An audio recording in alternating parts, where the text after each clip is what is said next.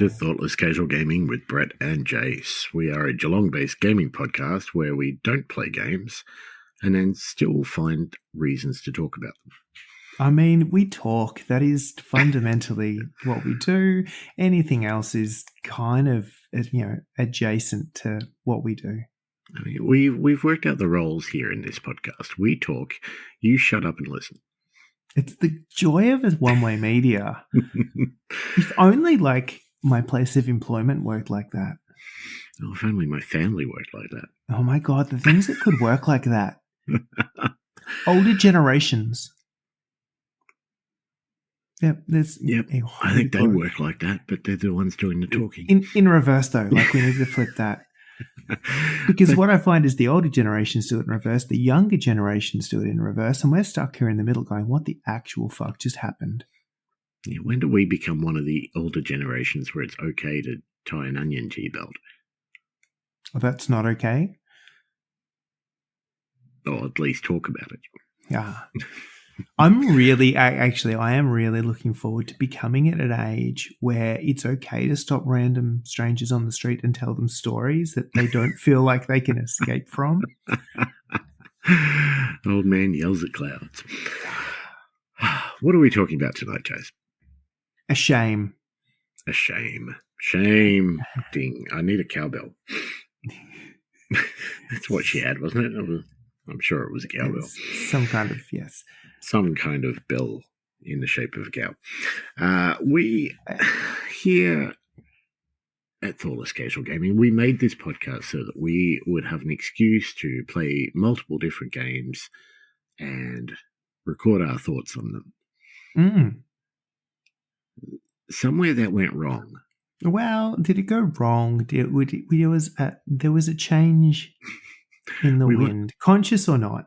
We went off the tracks. It's the whole trial by trolley type thing.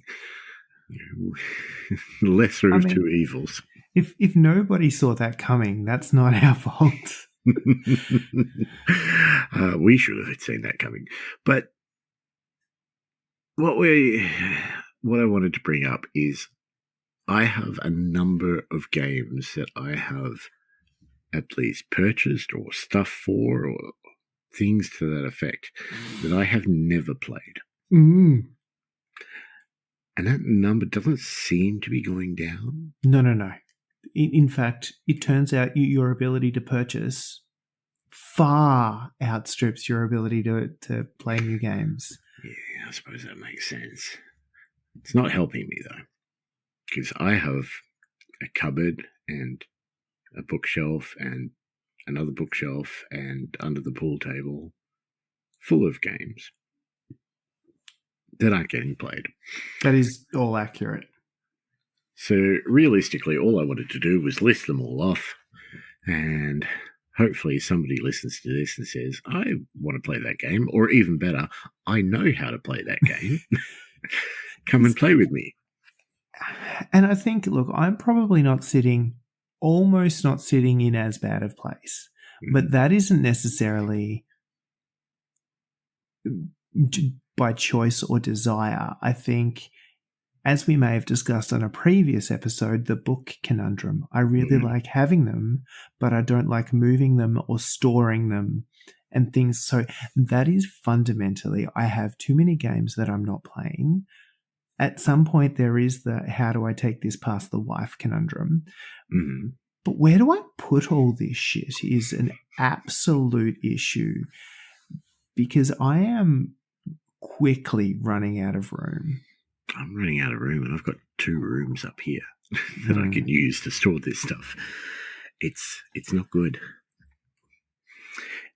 But I've broken them up. I've broken them up into a couple of different things. So I've got minis that I've got that I haven't played the games. RPGs. I've got a couple of those. And then board games, just eclipses the other 2. Oh, yeah. This is not going to be pretty. Yeah, I haven't done any homework, and I'm going to wing this. So this is, again, just a standard episode for us. I have a list of stuff in front of me. Jace has a mic. People keep giving me, no, I bought my own mic. Wait, that doesn't work at all. I brought my own mic. Anyway, I'm going to start with the minis. Now, I'll rattle a few of these off, and I'm sure some of them might be in common as well. But the procurement of a 3D printer and now a second 3D printer that is still waiting to be set up because I want to find space for it first means that I've got a few models that I've printed for games that I have not played. It becomes an issue, and I have managed, fortunately, to mainly do additional models for games that I already play that I haven't used in said games that I already play, rather than going ham on a new game, mostly, but not all. I don't know that I've gone ham on a new game, but I've definitely printed enough to play games, if that makes sense. And the problem is with 3D printing, I keep finding all these cool files of different things. I'm like, ooh, that would be good, and that would be good. And some of them I've just printed, I haven't even got a game for, but you keep adding things to the lovely library that we've got going. And I mean, we sit in like a niche of 3D printing in that we're doing it for a specific reason, in that there are usually games and things. Like, there is a world of people who just print stuff for stuff's sake. And so there is a lot of stuff out there. And a lot of it's pretty. So much. And I spend way too much time on my mini factory or whatever. Yeah. Anyway, let's start us off. Trench Crusade.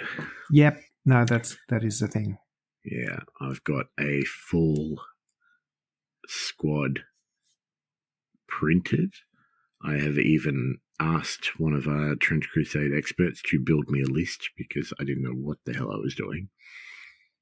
And so I made sure that I've got that list, which I think is like 700 ducats or credits or whatever they... Yep. So I've got them. They're all printed. Some of them are on the right bases. Some of them I don't even have the right bases for. So... yeah, that is absolutely one that I fully intend actually to get around to playing. So I printed all of the available options for one warband. Then I discovered the very initial release of files had issues with some of them. So I waited for them to all be redone, and then I reprinted everything. And now I've just upgraded the resin I'm using, and it's much nicer. I think I might reprint them a third time. Just because, particularly with the Trench Crusade models, they are very, like, there's a lot of very breakableness thing. Like, there's so many things that are just going to not survive a game. So I feel like the more resilient the resin, the better. But I do have a whole warband sitting there, and the bases. I printed those too. And I'm just deciding whether I pull them out of the box and put them on a thing, or whether I start again. First world problems. I know, right? Yeah. So I've got them. They're not undercoated. I mean, I went for the Nurgly band, so it should be easy enough to paint once I decide that I want to paint them, but I haven't yet.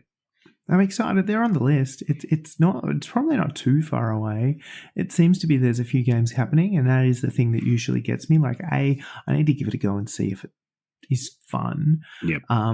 But it looks fun, and I kind of want to paint the things that I've got. So I just need a little bit of a kick over the edge to make it the thing that's now on the painting table. Yep. I can, however, see it happening that I play a game, get excited, paint up my models, and then never touch them again. Never play a game. No. But you will have played a game. Yes. Not with painted models at that point. No, but then they will be painted, so, your powers combined. Yes. All right. Second game. Space Kids. This almost... it looked too much fun. I can't not. That's absolutely I'm in. I've done the opposite. I've played a game and not done anything yet for it. Okay. So, and it's 3 models, isn't it? Well, For the a demo base game, Yeah. demo game is 3 models. It's half an hour. It's easy. Well, I've got my models. They're painted and finished. I've decided I hate painting yellow, but apart from that, they're done. Yellow's lemon squeezy. You got yellow. Okay. Burrows and badges. Mm-hmm. I've got my crew printed, and sort of in base color paints done, but I still haven't had a game, Kingsley. Oh, see, I have actually played, not this edition. So that's how long it's been since I tried it, like once or twice. Painted like 2 models out of the whole warband thing, and then a new edition rocked around, and I haven't got around to it yet. Yep. Also makes sense. Batman. I have like all of the models. I mean, haven't even gotten close to playing the game. No, but that it's not entirely your fault. No. I mean, I've tried reading through the rules and they seemed very complicated. Yeah, they are very complicated. I've seen it play. I haven't played it. I watched demo games and went, no, if watching this demo game hurts my brain, I'm out. Normal game is probably too much. Yeah. Yeah, that makes sense. That's my minis. 4 is not too bad. No, that's pretty reasonable. To add a couple onto that one, Frostgrave. I've definitely. Now, what is Frostgrave? Frostgrave is kind of like Mordheim in that it's a fantasy skirmish kind of campaign. The whole concept is you have like a wizard, and that is your dude, and then you build a warband around the wizard. So it's only the wizard that kind of gets skills and experience and stuff. Okay. Which it looked pretty straightforward. It looked like there was enough fun in it, but it was this whole piece that the wizard's the thing that keeps getting bigger and powerful, and everyone else is just a regular dude. Yep. So balance that one out. And they hit all your standard sorcery kind of wizardy classes, so you can have a enchanter or a summoner or a witch or a thing. Anyway, it was all fun. There are some who call me Tim. Absolutely. No, there's nobody at all that calls you Tim. So, yeah, no, that's definitely one that, again, is on the list to be played. The other one I may have only recently acquired, but that might just be a borrow, but that will probably change pretty quickly, is the Lord of the Rings, the Middle-earth strategy battle game. I mean, in my defense, I do have a demo game for that planned tomorrow night. So, not entirely without. But currently, there are a lot of things in my room and nary a game that's been played. So that's definitely there. No, and then I think most of the rest of it is additional stuff for games that I have not played enough of to warrant having additional things. Yeah, no, I get that too. I mean, I own way too many Shatterpoint models. There are too many Marvel Crisis Protocol models that I've built but not painted and not even close to being seen on a tabletop. Underworlds, I've got so many bloody warbands. I haven't played that for years. I need to get back on that. Yeah, no, there's unpainted and unplayed Underworlds, Mordheim, Necromunda, Warmaster. No, let's not go down that rabbit hole. All right. Let's just keep it at games that we haven't played. I mean, I haven't played Malifaux 4th edition, if that counts. I mean, it could. It may. We'll see. We'll see how excited I get. Yeah. Are you likely to play Malifaux 4th edition? The jury is out on this one. I very much want to see what they've done with the game because my main concern with the game, which is not the fault of Weird or anyone really, was the fact that they kept releasing models for it. And the thing with Malifaux was all of the models have a mechanic or a thing or a change the game, their own kind of little rules. So the more of those that you add, the bigger the game gets. Like, just the more brain space it has to take up. Because if you're trying to keep track of what things do, and so it got to the point that there were so many masters, and then they brought out an alternative option for each one of those masters. So were you playing Master version 1 or Master version 2? And then that just doubled the game overnight. So look, the game is heavy. The game is brilliant. But it was honestly the amount of models available that was the thing that broke my brain. If they managed to somehow simplify that a little bit, or alternatively, if there is a local community that decides to pick it up and play a bunch of games and it doesn't matter because nobody gives two shits, then actually it could be all right too. Barring that, we just play lots of Enforcer Brawl. That's also an option. Yeah. Is that enough for minis? Yeah, I think that'll do. It'll be more. Role-playing games, I've bought a couple because they seemed cool and they were cheap enough, and I don't think any of them are close to being played at this stage, but I have Alien, which is the one that if I was to choose, I would like to play that.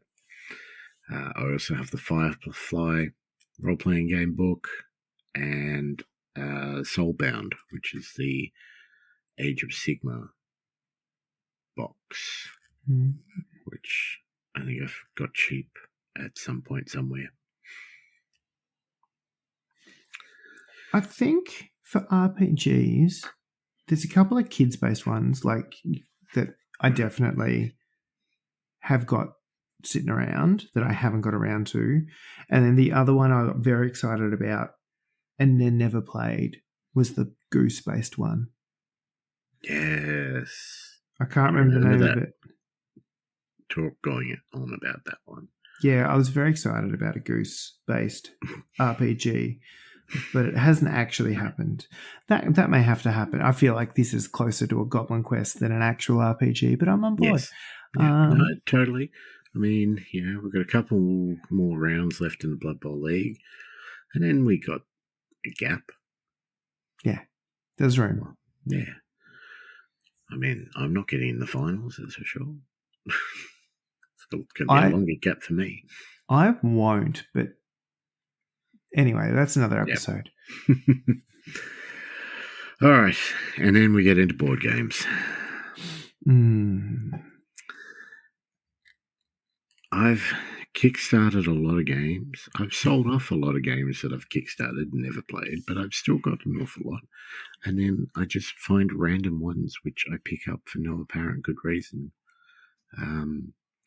Such as Mr. Talk's Arena of Badassery. I mean, I'm interested already. Did you ever play Borderlands? No. It's a Borderlands board game. Okay. And Mr. Talk was like the coolest thing in like Borderlands 2 because he was very much a Randy Savage type character. Yeah. Because reasons. So it's got lots of models, and I mean it looked pretty when I opened it after I bought it, but I haven't done anything with it. I don't even know how many players it is or anything like that. It's just sitting there. It's in a box. Firefly, I think it's a recurring theme here. Firefly Shiny Dice, which is apparently like nice, easy sort of dice game. That just hits all of your moments, like all of your key. It's dice. I want to sell Brett a game. How could I possibly do this? Pick an IP and then dazzle him with some dice. Yes. Have you heard of Villainous? Why does that ring a bell? It's a Disney game where you play the part of a villain. Excellent. And you can get I think it comes with 4 in the base game, and then you can get expansions which have a couple each. And anyway, so they did obviously the Disney villains. They've done a Marvel version. I see what's happened here.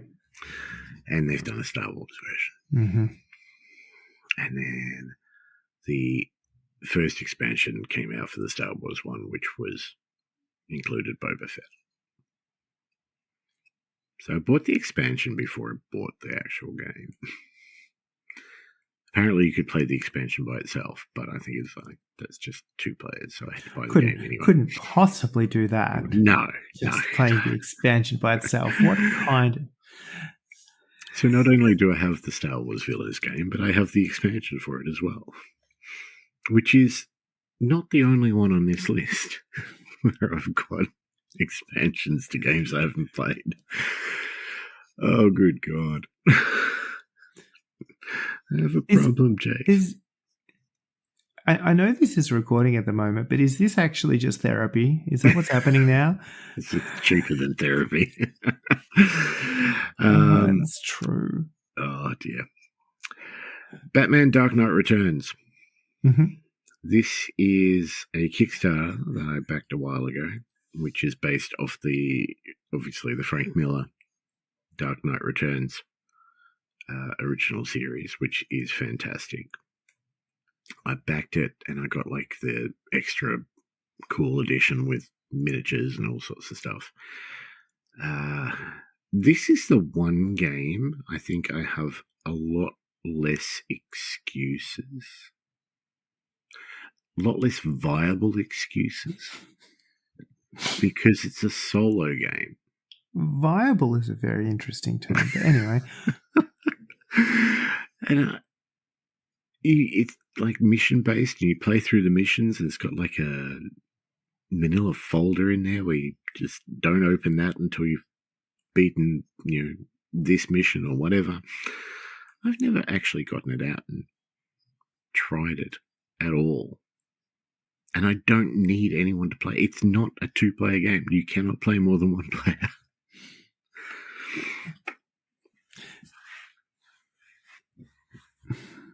I mean, yes, but I don't know. I feel like that when I have time for me to do things, that is competitive time. Yeah. So finding the point to prioritize this over all of the other solo activities that I could be doing. I mean, this does use less moisturizer, but... Or maybe not. I don't know how this game plays, but... yeah, I think I find when I'm sitting down, I've got a bit of time, and if I'm in the mood to paint, I'm painting. If I'm not in the mood to paint, it's usually the Xbox, or that has taken priority over playing a solo game. Doing the washing, loading the dishwasher, those things have taken priority. I mean, yes. And that's not just your prioritization. Stay there, right?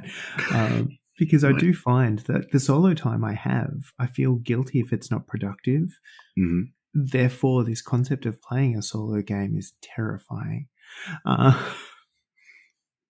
that note, I have played Final Girl, but I have, I've played it probably 3 times. I have at least 6 expansions for it. That's the horror-y one? Yeah. Yeah. Yep. All right, moving on. Let's move on from solo games. Zombicide. Black Plague. I have not played it. It's good. I have played Black Plague. I don't own it. I don't own it.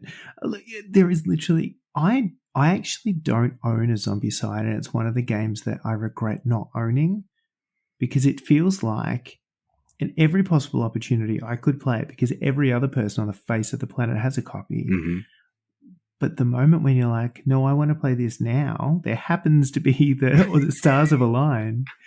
It's not right there. Anyway. I mean, so I've got, I don't know what I've got. I've got at least the most recent Zombicide. Maybe 1 or 2 expansions for that. I've got Black Plague, and I've got 1 expansion for that because it had a kick-ass dragon, undead dragon in it. And I'm like, I need that. And I do have Marvel Zombies. But I've played all of those apart from Black Plague. So, one day. Black Plague is legitimately just zombie-side fantasy. Like, it's kind of glorious in the way that they've just reskinned it. So if you've played one, you've played them both, but you haven't because it doesn't count. I've got this huge rat model, this diseased rat thing that I got from I kickstarted Black Plague. Yeah. So I've got like Tim the Enchanter and all, Gareth from Labyrinth and all these other models that I could use in it. I just haven't gotten around to it. All right. How was that? I mean, we've actually stopped a lot shorter than I thought we would have, if I'm honest. No, we haven't stopped. That's halfway through the board games. Oh, yeah, cool. I was, there was a moment where I'm like, surely not. Surely. Let's keep going. Excellent. Dreadfleet. Classifying it as a board game because I don't think it's not really one that you can sort of change too much in, I don't think. Nah, let's call it that. That'll do. Most of the models are assembled now. Do they require assembly? Yeah. It's G-Dub. That's disappointing. They're like 3, 4, 7 pieces each. 26 pieces. Another Kickstarter. The Boys. This is going to hurt. I don't think I've even gotten this out of the box to have a look at properly. I'm just, without judgment, almost without fail, all of these have started with an IP of some description. Yeah, no, that's fair. And there's more? Yeah, I know, we're not done yet. Look, that's the thing, like, I have played board games that don't have an IP, or are their own IP, rather. But I'm a sucker for something tied into something I like. I'm just saying, we're going to play Scrabble. Let's put Batman on that. Guess who's going to buy it now? Me. No, I won't buy that because I have a Simpsons Scrabble. Thank you very much. Yeah, but this one comes with a new hat. Touché. Chaos in the Old World. Now, this is probably the oldest one that I've got on my list. And yet it's probably the one I most want to play. Well, you've had the longest to try and play it and not. Yes. And I do have an expansion for it. And, you can't get this game anymore. I think it sells for a decent amount too.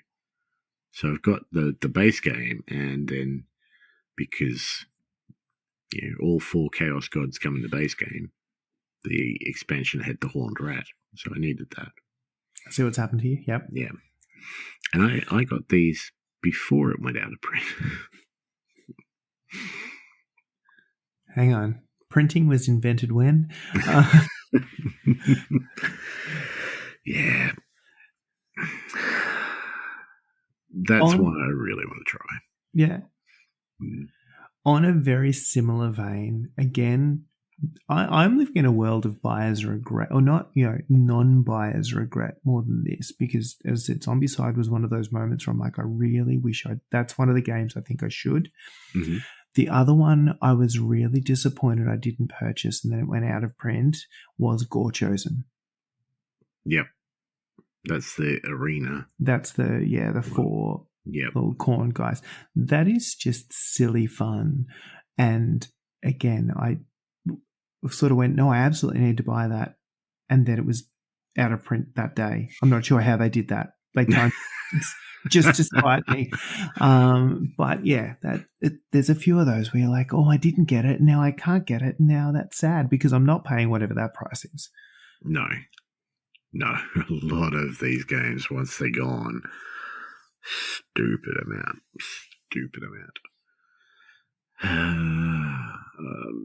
Bringing back memories of Battlestar Galactica. I didn't play it. I had it.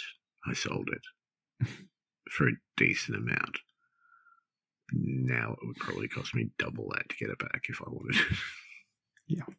Anyway, It's gone. Sons of Anarchy. There is a board game on that. It was cheap. I bought it. And the expansion. Can we make a drinking game out of this? Have a drink every time. Every time Brett's bought an expansion, have a drink. Every time you bought the expansion before the game, finish your glass. Yes. It's meant to be okay. I've read a couple of reviews. Again, it was cheap. So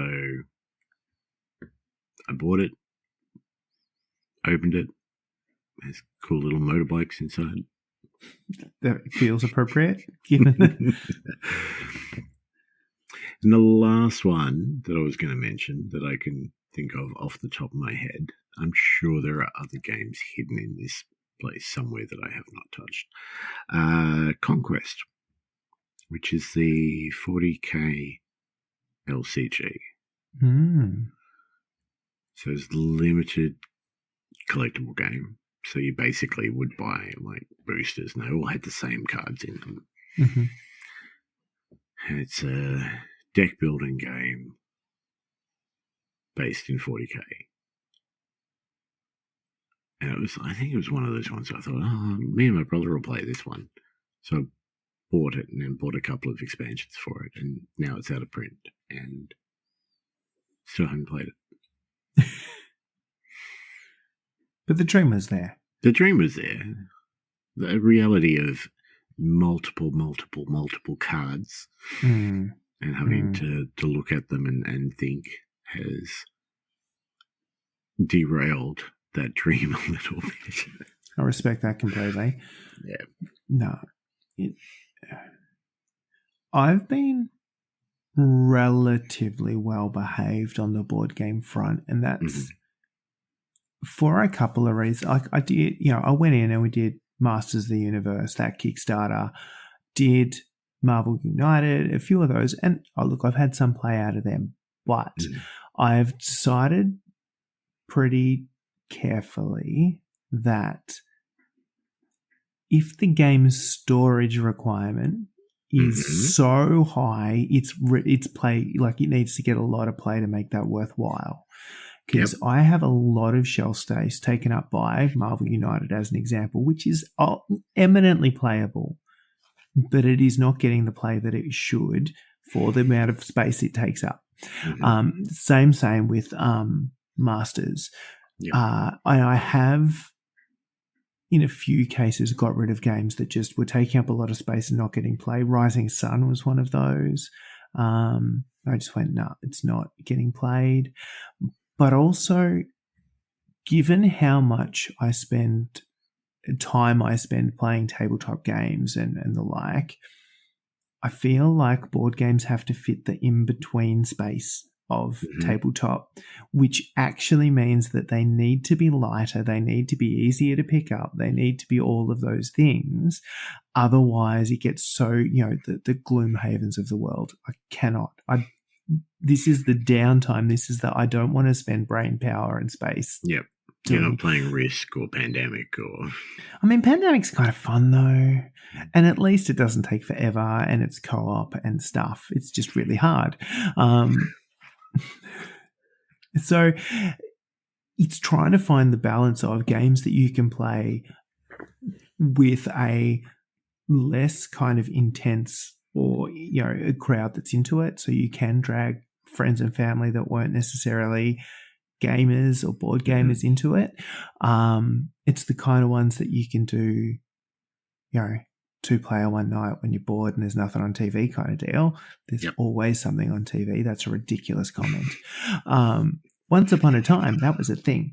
That was a thing back in ye olde days when we only had 4 channels and nothing apart from a VCR.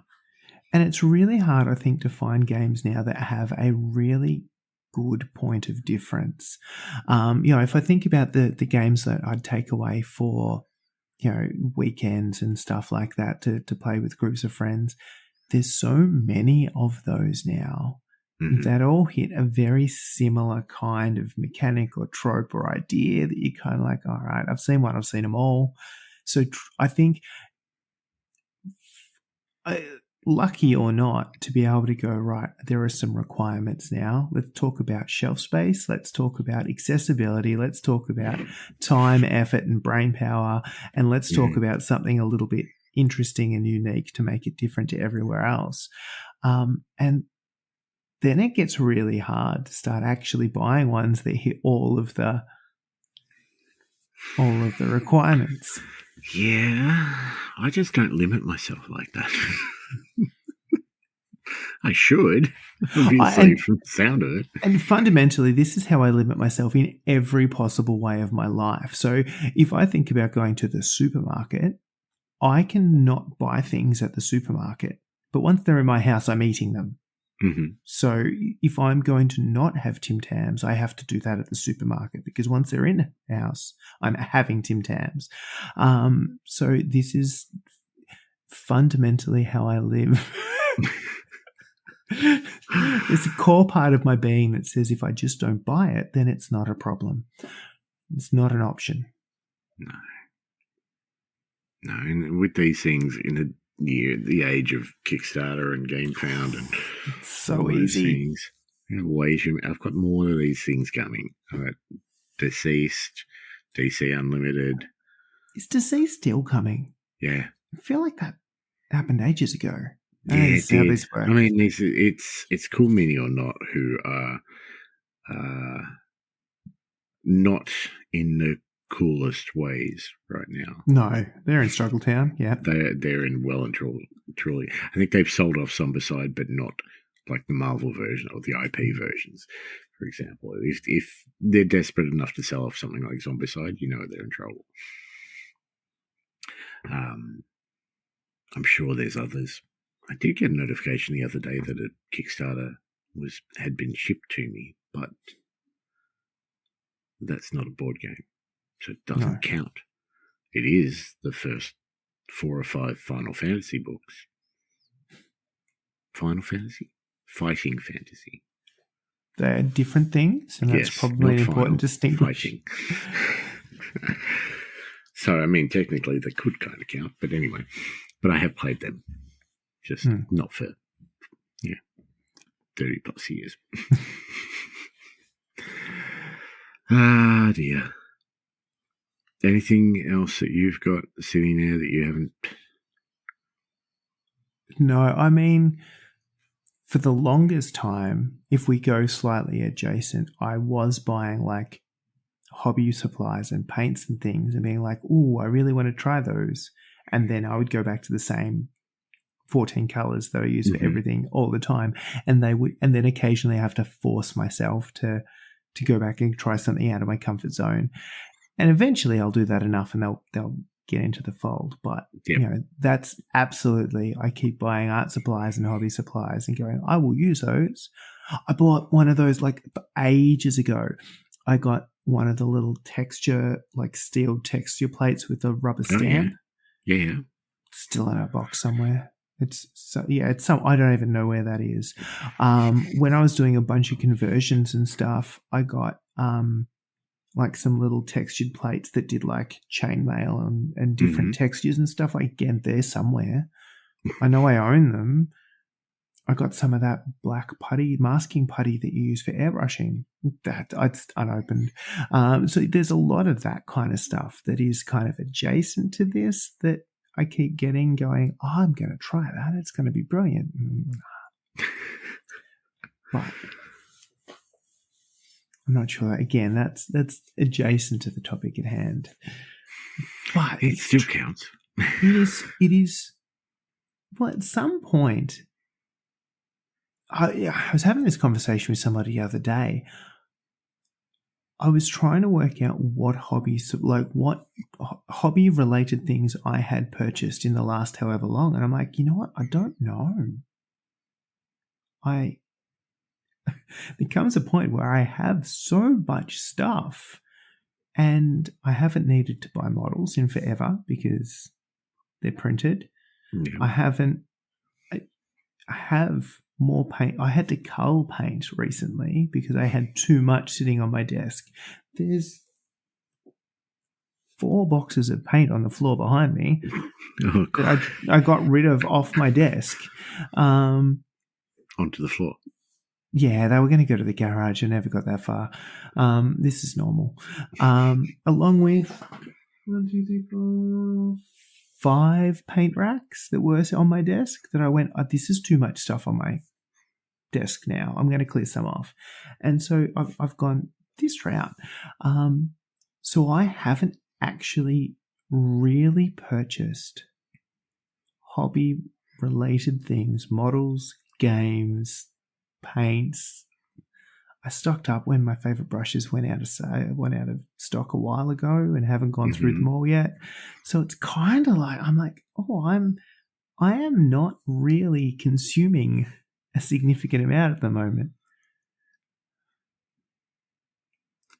Speaking of paint racks, I'm running out of room on my desk. If you just get rid of 200 paints, it clears it right up. I mean, I could go through these paints, and I'm sure some of them have dried up enough. But I usually only find that out when I go to use them for something. And I'm like, that's too watery now. Well, Dylan found out when he went to use mine because he's like, have you got a colour like this? I'm like, yeah, I'm sure I do. Here's 3 bottles of it. They were all toast. Anyway. See, then I need to go to GW or whatever and buy another one. Yeah. The same fate will come to that one, I'm sure. But yeah, no, it's a problem. I mean, there are worse problems to have. There are, yes. Yeah. Anyway, I think the point of this is if any of these games sound up your alley, let us know, because we own a lot of games that we haven't played. That is accurate. We should play them because we own them. And how else we can know if they're good or not, or if the arena of badassery is actually badass or just ass? Is it better to know, given that they might be bad, but right now they are Schrodinger's games? Like, they are both amazing and terrible. Which is a better option? Well, I think if you know they're bad... Hang on. It could be time for a thing. It could be time for...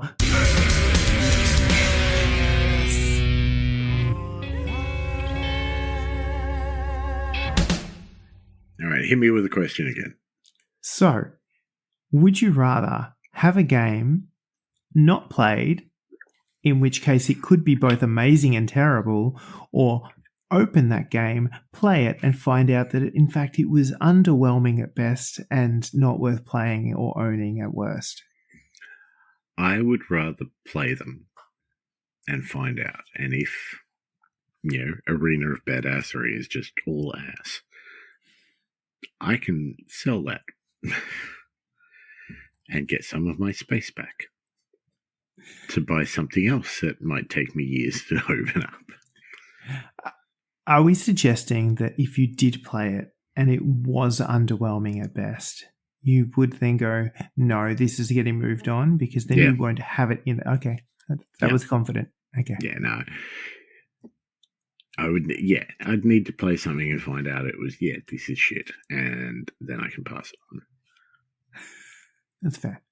To somebody else who either might not think it's shit, or someone who I just don't like and want to give them the pain of owning this game. or someone you don't know whether you like or not because they're a random on the internet, but you could write a really compelling review of this game and convince them to pay more than you paid. Oh, yeah. I used to write reviews for fun. So, yes, I'm sure I can do that. I can make anything sound good. I really enjoy a old marketplace sales post. They gets the creative juices flowing. All right. Where do you sit on the Schrodinger's game? I mean, I'm pretty comfortable culling, particularly if they are terrible. And I think I'm also very swift to judge. So it's actually just the effort of arranging it. And I think the other half of this is I loathe learning to play new games and being the person to learn the game and then teach the people. Yes. So often that is the single biggest hurdle to get over. Yep. Because that first playthrough where you don't know what you're doing, you've watched a couple of YouTube things and you've got the book, it's too hard, I'm out. And this is fundamentally why we need this episode, so people can go, oh, I've got that game. I know how to play it. Yeah, I'll show you, because that is how I will actually do it. Mm-hmm. But until that, they're sitting on a shelf and I'm getting angry with them. So I think I should play them as well, if I'm honest. Okay, cool. All right, Why So Serious is coming up. We've been chatting over the rounds tonight, and I'm not sure when you're going to get this out, Jace, but I'm guessing it'll be before Why So Serious. So if you're listening to it, and it's not the 1st of November or later, you should buy a ticket right now. Mm-hmm. Literally stop what you're doing, go to the internet, purchase a ticket. Yep. Pause this, we'll wait. Oh, we don't actually have to wait if they pause it, do we? Oh, no, true. That makes sense. Do we have to start over? The whole episode? I think so. Yeah. All right. Why So Serious? 1st of November. We are very close to selling the most tickets for any event that we put on. And I would definitely like to beat that. We're very close. Very close.